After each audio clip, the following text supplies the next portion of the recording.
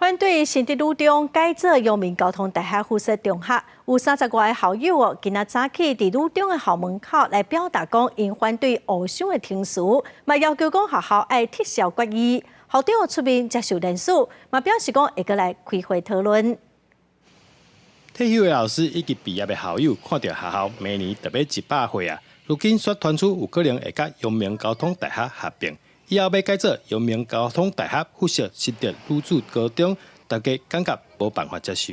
学校现在已经100年了，希望能够永远传下去啊！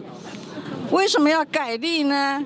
真是感到非常奇怪，绝对反对。吓了一大跳，然后我觉得我不能接受，我们的百年的主女要变成其他。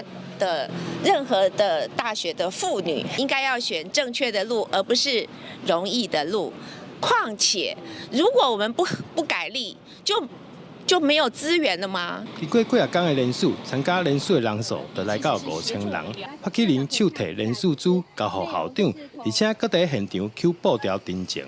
主女在地方上有强烈的代表性，她其实高达1成以上的市民朋友也对此表达了不满。我认为我们是主女一定要召开公听会，去表达一下合作跟合并这两个是怎样的选项。多元的社会，我们应该要尊重多元的意见。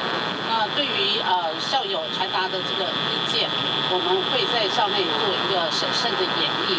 发起人讲，大家上烦恼的是，学校若是确定改造阳明交通大学附设中学，恐惊会失去学校的主体性。伊嘛呼吁阳明交通大学会当撤销合并，双方改为合作就好。记者杜君和新竹报道。